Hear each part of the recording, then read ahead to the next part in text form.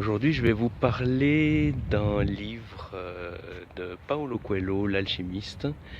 Bonjour, je suis Marc le Goûteur d'Art et donc aujourd'hui je vous parle d'un livre. Je suis en direct derrière la mairie de Grenoble, alors dans un très beau style stalinien, en pur béton bio. Bon, le parc est un petit peu plus sympa et les montagnes derrière avec la neige, voilà, c'est un petit peu plus agréable.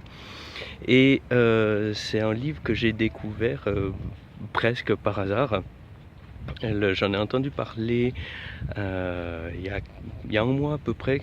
Et d'habitude, j'achète pas les livres qui sont un petit peu trop grand public. Je dis, voilà, ça me rend un petit peu suspect, un livre, un film, etc., où tout le monde y va.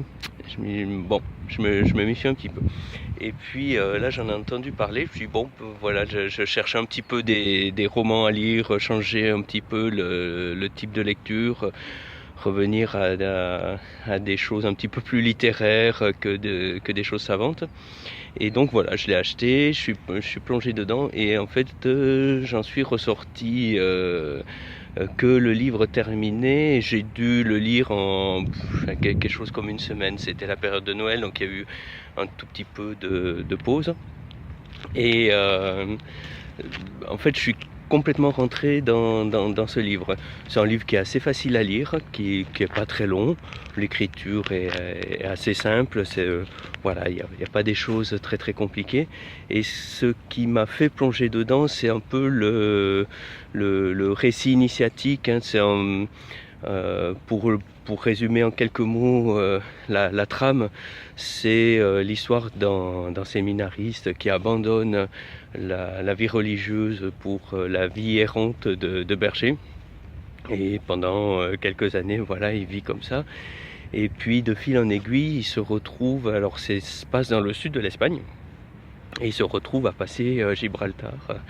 Et c'est des choses qui me parlent parce que moi je l'ai fait il y a une vingtaine d'années là, ouais, c'était il y a 20 ans, et effectivement, c'est quelque chose que j'ai ressenti assez fortement, le fait de physiquement passer la frontière. Je me souviens d'être sur le bateau, de regarder en face de moi les côtes de l'Afrique, et il y a à peu près 14 km de mer à passer. Et on change de continent, on change de monde, quasiment de civilisation. Alors pas complètement, quand on est en France, le Maroc, c'est quand même un pays on se connaît assez bien réciproquement. Mais voilà, donc il a également un peu ce passage où le fait de passer de l'autre côté de la frontière, hein, et c'est pas juste une frontière administrative, hein, on passe la mer, on arrive du monde chrétien au monde musulman, et même si c'est un petit peu plus mélangé que ça. Et il a un parcours initiatique qui l'amène jusqu'aux pyramides d'Égypte, et finalement qui le fait revenir à son point de départ. Je vais pas tout dévoiler, même si le livre est relativement connu. Et c'est un livre que j'ai beaucoup aimé parce que il se lit assez facilement.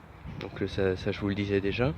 Et comment c'est ce parcours intérieur, hein, finalement, le voyage de ce jeune berger. C'est pas tant un voyage au travers du désert, etc. C'est plus un voyage à l'intérieur de lui, quoi. Et voilà. Donc c'est un livre que je vous recommande, qui est vraiment très agréable, qui touche des choses assez profondes à l'intérieur de nous. Et ce qui pousse ce berger, c'est qu'il va à la recherche de ce qu'il appelle sa légende personnelle.